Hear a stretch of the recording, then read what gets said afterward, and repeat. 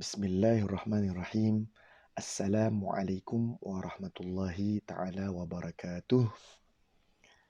Ibu-ibu, ayah-ayah, teman-teman, para jemaah serta penonton di luar sana, Alhamdulillah, segala puji bagi Allah yang telah memberikan kita keizinan untuk berhimpun di alam cyber dalam ruangan kita ini, membicarakan himpunan-himpunan hadis Rasulullah SAW yang berbentuk ringkas tetapi sangat padat maknanya dan sangat luas pengertiannya dan kefahamannya.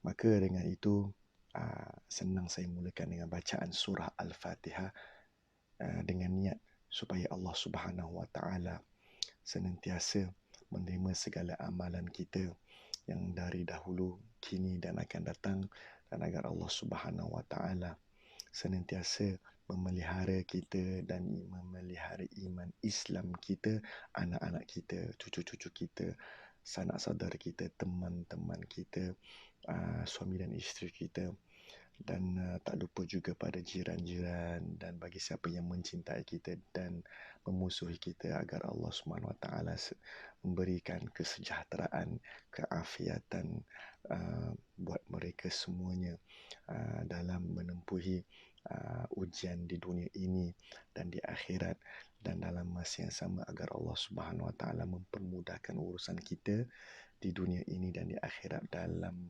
mendekatkan diri pada Allah Subhanahu Wa Taala dan membuka pintu makrifat dan kefahaman dan adab, serta membukakan rezeki yang sangat luas bagi siapa yang sedang mencarinya, bagi siapa yang sedang bertugas, diberikan kemudahan dalam urusan kerjanya ataupun bisnesnya.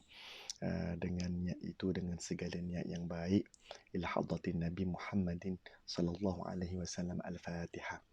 A'udzu billahi minasy syaithanir rajim. Bismillahirrahmanirrahim.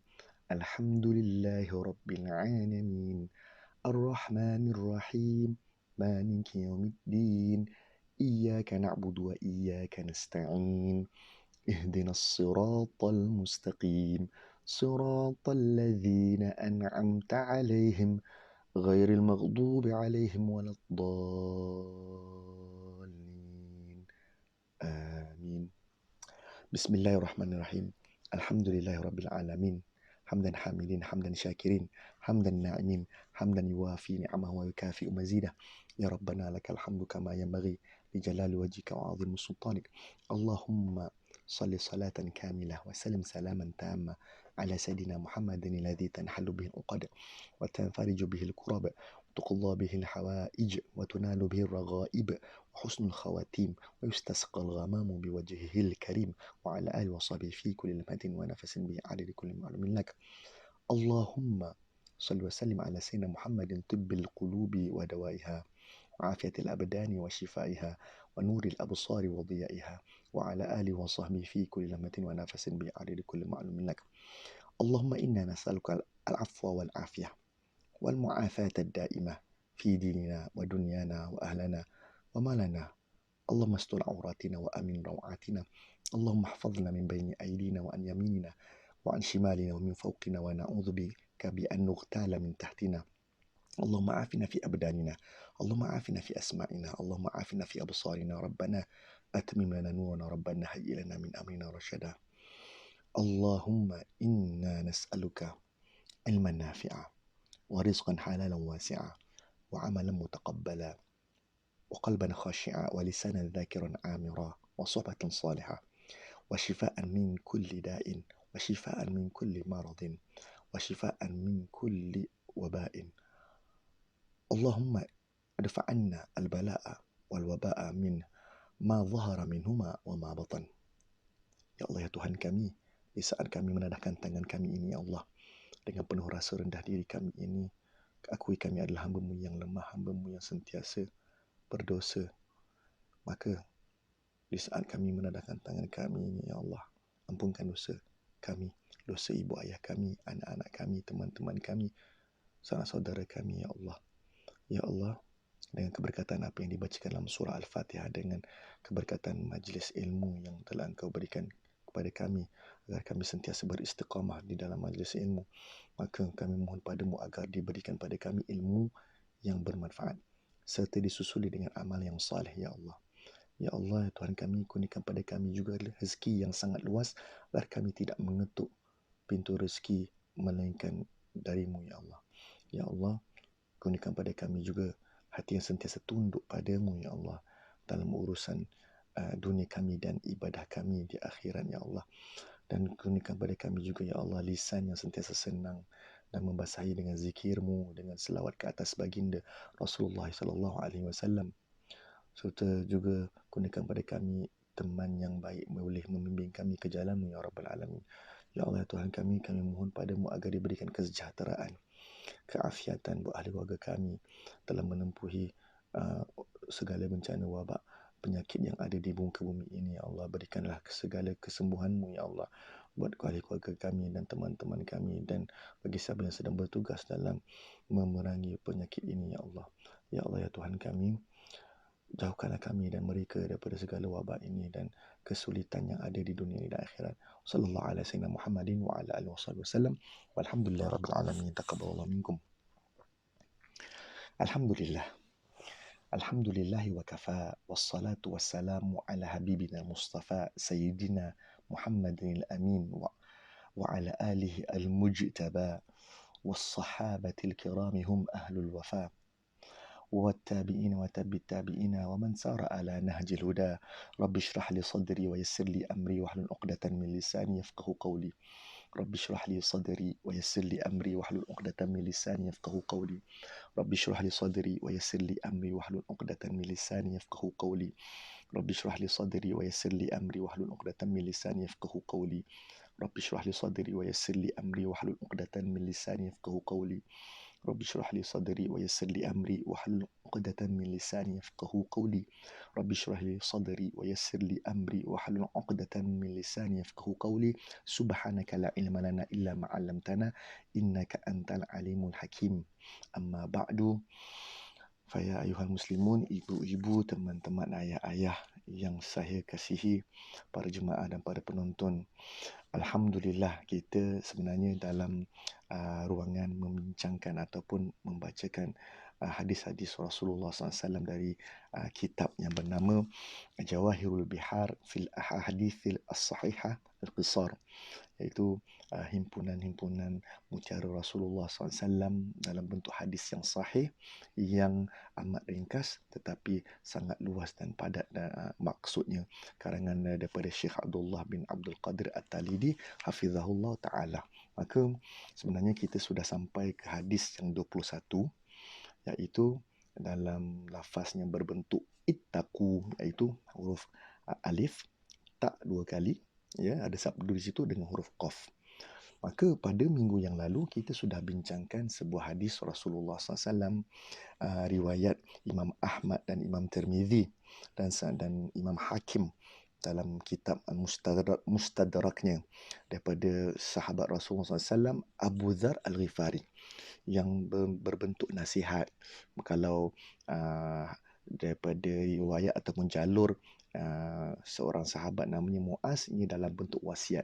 Maka apa hadisnya? Pada minggu lalu kita bacakan hadis ini, ittaqillah, bertakwalah kamu pada Allah Subhanahu Wa Taala, haitsuma kunta, walaupun kamu di mana berada dan di apa waktu pun juga. Maka di hadis itu ada bahagian kedua, iaitu wa atbi'is sayyi'ata al-hasanata tamhuha, dan kamu susuli sesuatu perkara yang buruk yang kamu pernah lakukan ataupun dosa yang pernah kita lakukan, maka dengan kebaikan, susuli amalan yang baik selepas kita lakukan keburukan atau dosa dengan satu amalan yang baik. Iaitu kenapa? Tamhuha, agar kebaikan tersebut dapat menghapus dosa yang lalu. Dan bahagian terakhir, wa khaliqin nasa bi khuluqin hasan, dan kamu bergaul dengan manusia sejagat, bukan orang yang beriman saja tetapi semua manusia, bi khuluqin hasan, dengan akhlak yang baik. Ya, maka dalam ruangan ini, maka kita masih lagi membincangkan tentang maksud takwa. Di dalam hadis yang pada hari ini saya ingin berkongsi, iaitu dalam bentuk lafaznya ittaqu. Tadi ittaqi, ini ittaqu. Apa bezanya Ustaz? Ittaqillah kerana dalam bentuk wasiat ataupun nasihat Rasulullah kepada Sayyidina Muaz ataupun Abu Dzar Al-Ghifari. Banyak ada nasihat perseorangan. Maka hadis hari ini dalam bentuk jamak, dalam bentuk plural, ramai orang. Kerana dalam hadis yang saya akan bacakan, ini dalam ketika itu Rasulullah SAW sedang berkhutbah. Jadi ada ramai sahabat yang mendengar, bukan satu orang saja. Maka ramai. Sebab itu dalam hadis yang saya akan berkongsi pada hari ini, dalam maksudnya, lafaznya dalam bentuk ittaqu az-zulma. Saya ulang, ittaqu az-zulma. Fa inna az-zulma zulumatun yaumal qiyamah. Saya ulang lagi sekali, ittaqu az-zulma.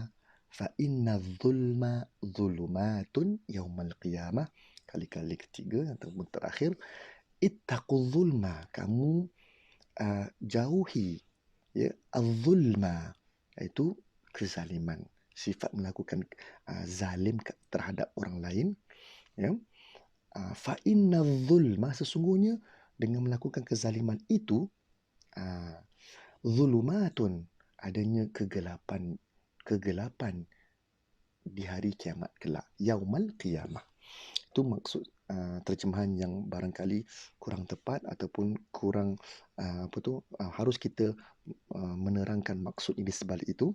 Maka izinkan saya kita ambil lafaz ittaqu, datang daripada kalimat ittaqa yattaqi. Ittaqa yattaqi. Kalau tadi minggu lepas kita bacakan ittaqillah. Jadi apa ni Ustaz? Kenapa ada berbeza formnya, bentuknya? Kalau at-taqwa yang selalu kita dengar di atas mimbar, bertakwa ataupun lafaz takwa, saya teringat seorang alim ulama daripada Mesir, iaitu almarhum Syekh Abdul Hamid Kishk. Maka dia pernah menukilkan satu pesanan daripada menantunya Rasulullah SAW, Sayyidina Ali bin Abi Talib karamallahu wajahu, apabila ditanya tentang takwa ataupun dia ingin menerangkan apa itu takwa. Katanya Sayyidina Ali bin Abi Talib, at-taqwa iaitu al-khawfu bil jalil, iaitu ada perasaan takut terhadap Allah Subhanahu Wa Taala. Al-Jalil ni bukan nama orang, tapi antara salah sifat Allah Subhanahu Wa Taala. Al-Jalil, yang Maha Agung. Okey. Dari situ kita dapat tahu Allahu Azza wa Jalla. Jadi ada kalimat Al-Jalil, iaitu agung. Maka kita ada rasa takut terhadap Allah SWT untuk kita faham apa itu takwa. Lalu pesanan yang nombor 2 untuk kita faham takwa itu apa? Iaitu pertama sekali tadi kita dah sebutkan al-khawfu bil jalil wal amalu bitanzil, yang kita beramal dengan apa yang diturunkan oleh Allah Subhanahu Wa Taala dari dalam ruangan ataupun dalam sudut perintah Allah Subhanahu Wa Taala di dalam Al-Quran ataupun dalam bentuk tegahan melarang, maka dalam Al-Quran ataupun sunnah, itu beramal dengan apa yang diturunkan oleh Allah Subhanahu Wa Taala dan ditetapkan oleh Rasulullah sallallahu alaihi wasallam. Maka perkara yang ketiga iaitu ar-ridha bil qalil. Kita ada perasaan ridha, kita ada qanaah terhadap apa pemberian Allah Subhanahu Wa Taala kepada kita walaupun dalam bentuk sedikit. Maka kalau yang antara hikmahnya, kalau kita dengan perkara sedikit tu kita sudah ridha, kita ada perasaan, ada qanaah, rasa cukup dengan apa yang Allah berikan dengan kecil. Di satu hari bila Allah beri kita yang lebih, maka kita lagi bersyukur. Maka perkara yang keempat untuk kita memahami takwa, katanya Sayyidina Imam Ali bin Abi Talib, iaitu wal isti'dadu li yaumir rahil. Saya ulang, al isti'dadu li yaumir rahil, iaitu persiapan terhadap hari kematian kita ni. Kita ni nak tahu kita akan pergi. Kalau ada kehidupan, kematian, maka kita tahu mana satu hari kita akan pergi dan kita menghadap Allah SWT. Jadi apa persiapan kita? Jadi saya ulang, at-taqwa iaitu al-khawfu bil jalil wal amalu bit tanzil wal ridha bil qalil wal isti'dadu li yaumir rahil. Itu sedikit sebanyak. Tapi kalau lafaz ittaqa yattaqi, Iaitu kalau kita melihat rujuk pada bahasa Arab ataupun kamusnya, katanya ada membawa 3 hingga 4 erti. Salah satunya iaitu seseorang itu harus takut kepada Allah SWT dan menuruti perintah Allah SWT dalam bentuk perintahnya dan meninggalkan segala larangan. Sebab itu tak pelik bila kita dengar dalam kita punya khutbah, pesanan imam di atas mimbar, biasanya ada unsur 3 perkara ni, iaitu takut. Itu maksudnya kita jauhi segala larangan Allah dan kita taat dan kita lakukan apa yang diperintahkan oleh Allah Subhanahu Wa Taala dalam segala bentuk ibadah ataupun muamalat. Wallah alam. Maka dalam hadis ini Rasulullah SAW dengan sangat ringkas katanya, ittaquz zulma. Kamu harus jauhi, wahai orang-orang yang beriman, orang-orang yang muslim, jauhi daripada sifat kezaliman. Ada rasa melakukan kezaliman terhadap orang. Biasanya bila kita cakap zalim, maka sifat kezaliman ini, ibu-ibu, ayah-ayah, kita faham barangkali adalah sesuatu yang kita buat dengan melampaui batas. Satu, ataupun kita ni ada mengambil hak orang lain. Jadi dalam mengambil hak orang lain, biasanya ada macam kaitan dengan manusia, dengan sesiapa yang kita bergaul. Tapi kalau kita melihat daripada aspek kehidupan kita dalam dunia ini, maka seseorang itu, sekiranya dia tu, kalau kita ingin memahami apa itu sifat zalim, Ustaz, maka seseorang itu boleh melakukan zalim terhadap Allah SWT kepada hamba-hambanya dalam bentuk kehidupan masyarakat, aspek kehidupan dia dalam dengan sesiapa yang dia bergaul, termasuklah dengan haiwan ataupun yang tidak berakal seperti alam tumbuhan, alam persekitaran, maka seseorang itu boleh melakukan kezaliman. Maksudnya kezaliman ni dia sudah melampaui batas, kerana dalam dunia ini Allah SWT sudah tetapkan perkara-perkara yang indah, yang baik, itu jelas, yang haram itu pun jelas. Maka kalau kita melampaui batas, maka kita sudah menzalimi Allah SWT, menzalimi hak dia. Dalam masa yang sama, kita pun menzalimi diri kita sendiri kerana kita melakukan dosa. Ibu-ibu, ayah-ayah, apabila kita membincangkan tentang melakukan kezaliman, seseorang itu berlaku zalim, maka dalam hal ini kita harus melihat satu kezaliman itu sama ada kecil ataupun besar, kepada siapa yang kita lakukan, sama ada kepada Allah SWT sebagai Tuhan kita ataupun manusia yang mana kita mengambil hak mereka, kita menzalimi mereka. Maka dalam bab ini kita kena harus hati-hati. Sebab itu Rasulullah SAW berpesan pada kita agar kita menjauhi melakukan kezaliman. Maka kalau ditanya apakah kezaliman yang paling besar bagi seseorang itu boleh lakukan, antaranya ialah dia tu dengan melakukan syirik, dalam ibadahnya, dalam iktikadnya, kepercayaannya, iaitu tak ada tu yang mana Allah SWT tu ada sekutunya. Maka tak peliklah apabila Allah SWT berpesan di dalam surah Luqman melalui wali Allah SWT namanya Luqman, ingin berpesan kepada anaknya, pada a'udzubillahi minasyaitonirrajim. Wa idh qala Luqmanu libnihi wa huwa ya'idhuhu ya bunayya la tusyrik billah inna syirka la zulmun azim.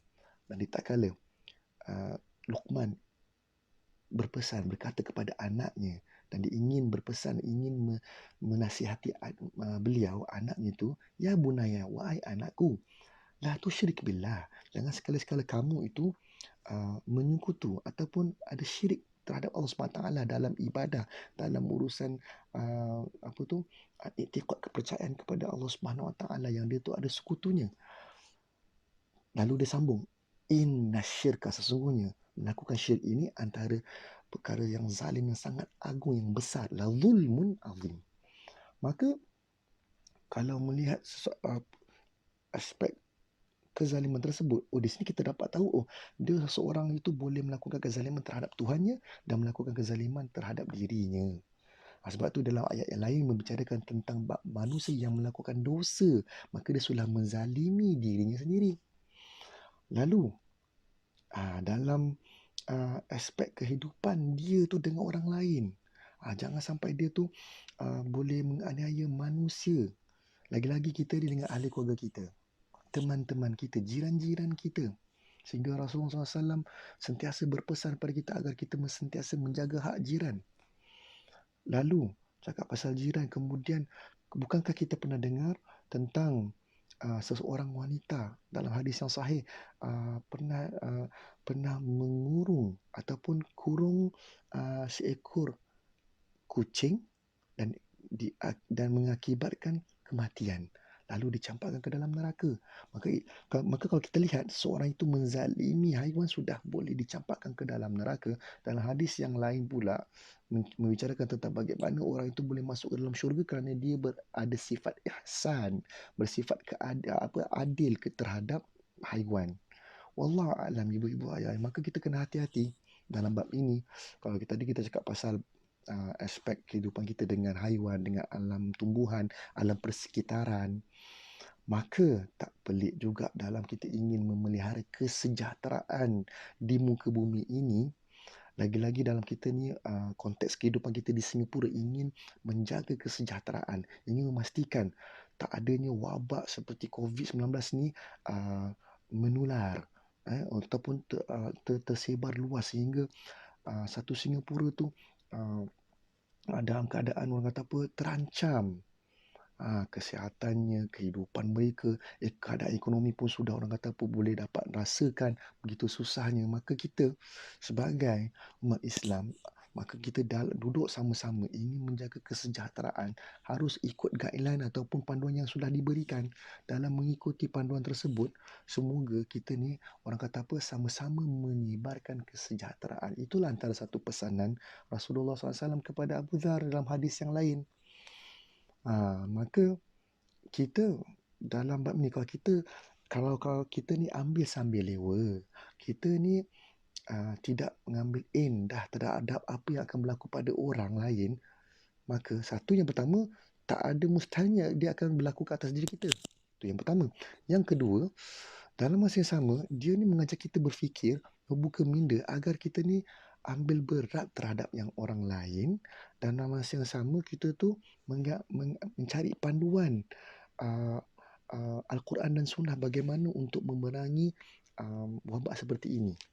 Ya, bukan setakat kita tu ingin mendekatkan diri kita pada Allah Subhanahu Wa Taala di masjid. Maka bila berlakunya seperti ini, bila ada penutupan masjid, antara hikmahnya kita ni cuba muhasabah diri. Bagaimanakah ibadah kita? Bagaimanakah ibadah kita? Adakah sama mutunya bila kita pergi ke masjid, kita rasakan dekat dengan Allah? Bagaimana dengan kalau kita buat di rumah? Bagaimana kalau kita tu mengambil berat tentang teman-teman kita, ajak teman-teman kita pergi masjid? Bagaimana dengan ahli keluarga kita di Singapura, di dalam rumah sendiri? Adakah kita pernah mendirikan solat berjemaah sama-sama? Kita ada jagakan, ada berpesan-pesan, ingatkan mereka tentang kesihatan. Kalau kita senang bersedekah di masjid, apakah kita sudah pastikan anak-anak kita ni, mereka ini sudah pun orang kata apa, cukup makan, cukup diberikan segala keperluan dalam bentuk ubat-ubatan, dalam bentuk mengambil vitamin, mineral. Lagi-lagi dalam bab kesihatan. Wallahu a'lam, ibu-ibu ayah. Kita ni barangkali senang berkata, senang mengata, dan orang kata apa, bila kita diperkatakan, kita tu senang orang kata apa, melonjak ataupun orang kata ada reaksi yang kurang baik, yang kurang elok. Maka senang kita melabel seseorang itu, kita cakap dia ni dengan panggilan yang tak baik, kita menuduh orang itu sebagai orang Islam yang yang pandangannya serong. Maka kita muhasabah diri, kita lihat bagaimanakah Rasulullah SAW sentiasa menggalakkan kita mengambil pemakanan yang sihat, yang seimbang. Jadi kalau sebelum ini kita lihat panduan daripada kerajaan kita, memang dia minta kita jaga kesihatan, jaga kebersihan. Itu semua nilai-nilai Islam yang sudah ada dalam agama kita. Maka kalau dipesan, maka sepatutnya kita lebih buat dengan lebih sungguh, lebih orang kata apa, lebih bersemangat kerana ia sejajar selari dengan ajaran Islam. Lagi-lagi kalau dalam bab cakap pasal immune system, kalau kita lihat bagaimana seseorang itu dalam menghadapi wabak ini, dalam menghadapi segala penyakit, kita lihat pada immune system kita, bagaimana Rasulullah sendiri menjaga. Kenapa Rasulullah senang mengambil cuka al-khal? Dan mengapa, apakah pemakanan Rasulullah SAW sehariannya? Ya, maka kebanyakan makanan Rasulullah tu dalam bentuk sihat. Antaranya cuka tadi, seperti saya katakan tadi, kalau selain kita tahu cakap pasal cuka, ya, apple cider, ada yang ambil apa tu, madu, kan?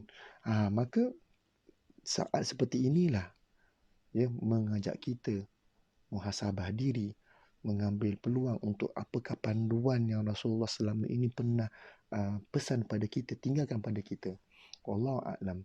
Dalam masa yang sama, kita dalam menghadapi memerangi isu ini, memerangi COVID-19, kita yakinlah di mana situ adanya usaha, di situ ada ilmunya. Maknanya dalam apa juga pun kita tempuh, kita nak bekerja mesti ada ilmu. Kita nak mencari rezeki mesti ada ilmu. Dalam memerangi apa tu penyakit mesti ada ilmu. Jadi memang Rasulullah sudah ajarkan pada kita agar kita sentiasa berilmu. Wallah alam. Jangan pergi jauh-jauh, minta maaf ibu-ibu ayah-ayah kita patah balik.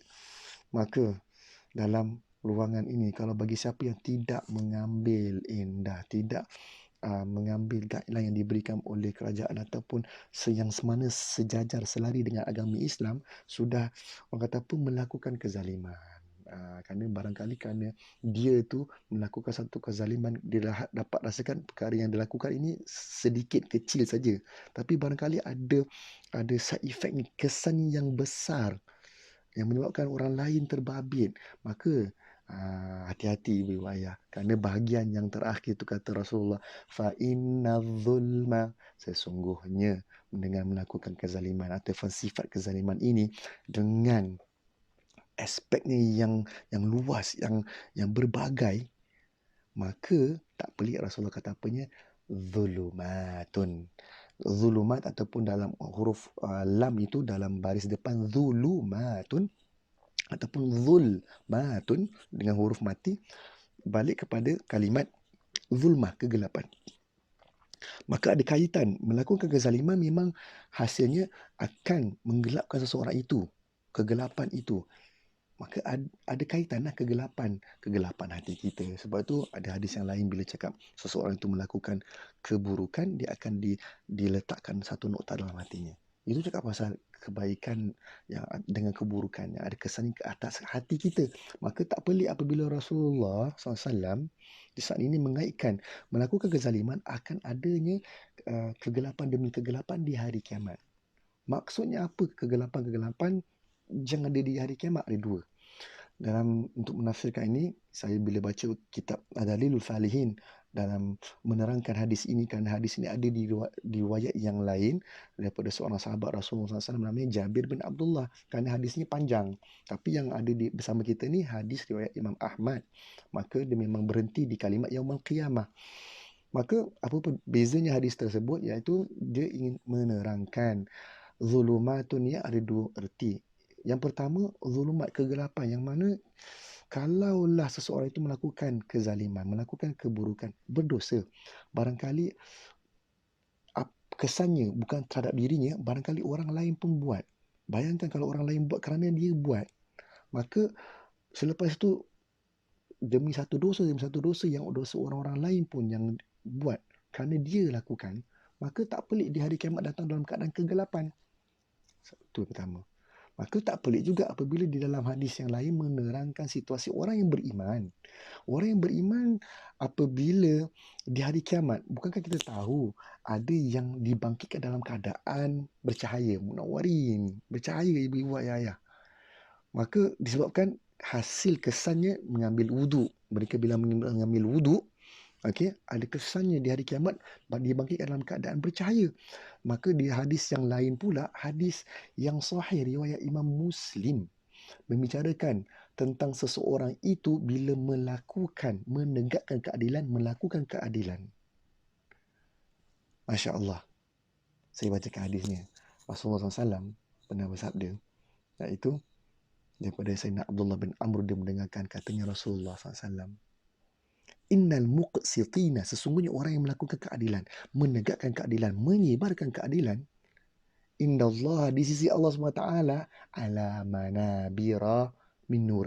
Mereka dia nanti ada hari kiamat akan dibangkitkan atas mimbar-mimbar. Itu di satu kedudukan yang sangat tinggi di sisi Allah SWT yang terdiri daripada cahaya di hari kiamat. Itu sifatnya orang yang melakukan keadilan, melakukan kebaikan ataupun mengambil wudhu, ada kesan-kesan cahaya di hari kiamat. Maka tak pelik apabila Rasulullah mengaitkan kezaliman itu dengan kegelapan. Itu tafsiran pertama. Tafsiran kedua, maksudnya lah kegelapan di hari kiamat ni kerana sangat dahsyat. Perkara yang berlaku di hari kiamat ni sangat-sangat dahsyat. Dengan keadaan yang sangat genting, yang menunjukkan kita resah, gelisah. Orang yang dibangkitkan sehingga boleh tenggelam dalam peluhnya sendiri. Dan di saat itu matahari sangat dekat dengan kita. Dan keadaannya orang berlari lintang pukang, tak berpakaian. Seperti dalam hadis riwayat Sayyidatina Aisyah, bila dia Rasulullah menggambarkan seseorang itu berlari dalam keadaan tak ada satu pakaian atas badannya. Lalu bayangkan ibu-ibu ayah dan kita selalu baca ayat surah yang membicarakan tentang yauma yafirul mar'u min akhi, orang yang berlari daripada saudaranya sendiri, ada yang lari daripada ayahnya, ibunya, suami isteri, berlari daripada masing-masing kerana ingin menyelamatkan diri masing-masing, kerana dahsyatnya keadaan itu. Maka itu kegelapan demi kegelapan di hari kiamat. Wallahu a'lam bissawab. Maka ibu-ibu ayah-ayah, hadis ini sangatlah orang kata peringkas dalam riwayat Imam Ahmad dan Imam Baihaqi dalam Fi Syu'abil Iman, dalam kitabnya ciri-ciri ataupun sifat-sifat orang beriman. Maka hadis ini diriwayatkan oleh seorang sahabat namanya Abdullah bin Umar, ya, anak kepada Sayyidina Umar bin Khattab. Antara ni kalau ikut ranking ketika itu, kalau kita tahu Abu Hurairah antara orang yang ramai banyak meriwayatkan hadis, maka dalam martabat yang kedua tak salah saya Abdullah bin Umar. Wallahu a'lam. Ibu-ibu, ayah-ayah, alhamdulillah dapat kita mengupaskan tentang hadis Rasulullah SAW yang ringkas tetapi sangat luas maksudnya dan padat. Ya, maka apabila dipesan oleh Rasulullah SAW suatu hari itu ketika dia pesan ke atas para sahabat atas mimbarnya, maka katanya, ittaqul zulm, kamu jauhilah melakukan kezaliman. Sesungguhnya kezaliman tersebut, fa inna zulma zulmatun, akan adanya kegelapan demi kegelapan, ya, hari kiamat. Maka dalam bab ini bila kita sebut tentang melakukan kezaliman, melakukan menjauhi kezaliman, maka Rasulullah SAW pernah, ya, berpesan kepada kita melalui hadis riwayat Imam Bukhari dan Imam Ahmad, tak salah saya, daripada Sayyidina Anas bin Malik. Katanya Rasulullah SAW berpesan, unsur akhaka zaliman atau mazluman. Maksudnya apa? Kamu harus, ya, membantu orang yang zalim dan dizalimi. Maka sahabat ketika itu bertanya kepada Rasulullah, ya Rasulullah, hadza nansuru mazluman. Kalau sekiranya kita ni membantu seseorang itu yang dizalimi, kita faham. Fakaifa nansuruhu zaliman. Orang yang sama kalau juga kita, bagaimana kita nak membantu seseorang itu yang dia tu ada sifat zalim, ada melakukan kezaliman. Maka katanya, ya, katanya ta'khudhu fawqa yadayhi, dalam hadis yang lain tamna'uhu, ya, dalam riwayat yang lain. Maksudnya apa? Di akhir hadis itu Rasulullah berpesan bagi orang yang melakukan kezaliman, seseorang itu melakukan kezaliman, kita boleh bantu dia, kita boleh menyembelahinya sekiranya kita boleh mengekang, melarang dia tu melakukan kezaliman. Jadi seolah-olah kita memang faham orang yang dizalimi, kita bantulah. Contohnya kalau orang tu dipukul, maka kita pastikan dia tu tak dipukul. Kita, orang kata apa, elakkan dia tu daripada dipukul. Tapi Orang kata, "Ustaz, kalau macam tu orang yang pukul tu macam mana? Orang tu yang pukul tu kan dia melakukan kezaliman. Jadi macam mana kita nak membantu dia?" Oh, membantu dia dengan melarang dia, mengucapkan ucapan yang baik, pujuk dia, kita menasihati dengan cara baik. Wallahu alam. Jadi dalam masa yang sama, ya, kalau kita tak berhati-hati dalam bab ini, ibu-ibu ayah melakukan kezaliman, jangan pandang satu kezaliman itu ah, ah, tak ada had kecilnya. Sekecil-kecil mana perkara itu, ya, kalau kita tak lakukan boleh menyebabkan kezaliman, maka kita perlu bantu seseorang itu daripada dia melakukan perkara tersebut. Silakan. Yang mana kita tahu, kalau kita tahu orang tu dizalimi, contohnya orang tu tercedera. Ketika dia jalan di atas jalan raya, terpijak paku. Maknanya dia tu diberikan, orang kata apa, kita nilaikan dia tu, kita melihat dia sebagai orang yang dizalimi kerana dia dah jalan tak tanpa sengaja dia terpijak paku. Tapi kalau kita dapat lihat orang yang membuang paku tersebut, maka kita cuba nasihati dia dan kita elakkan dia tu, kita melarang dia daripada melakukan kezaliman. Wallahualam, itu contoh yang paling terdekat yang ada di dalam benak fikiran saya. Maka dengan itu, ibu-ibu, ayah-ayah, saya berpesan pada diri saya sendiri, lebih khusus lagi, kerana saya ni hari ni banyak cakap, banyak berpesan. Takut-takut saya dalam masa sama pernah menzalimi sesiapa, yang bagi siapa yang sedang mendengar, saya mohon maaf. Dan bolehlah nasihati saya, boleh juga orang kata tinggalkan pesanan di ruangan ini kalau ada, supaya saya boleh ambil pengajaran daripada teman-teman, ibu-ibu, ayah-ayah di luar sana. Kalau saya pernah menzalimi seseorang itu, maka nasihatilah saya. Kalau saya tu dalam ruangan, kalau saya ni dizalimi oleh orang-orang yang di luar saya pernah zalim saya, maka insya-Allah dalam ruangan tersebut saya sudah maafkan, tak ada masalah. Maka saya tutup bab ini, dan hingga kita berjumpa lagi pada minggu depan, kita akan bicarakan sebuah hadis yang sama, yang lafaznya ittaqu. Maka insya-Allah kita berjumpa lagi. Kita tutup dengan tasbih kafarah. Subhanakallahumma bihamdika asyhadu an la ilaha illa anta astaghfiruka wa atubu ilaik. Bismillahirrahmanirrahim. Wal 'ashr innal insana lafi khusr illa alladziina amanu wa 'amilus solihati wa tawassaw bil haqq wa tawassaw bis sabr. Sekian saja, hingga berjumpa lagi. Wabillahi taufiq wal hidayah. Assalamualaikum warahmatullahi wabarakatuh.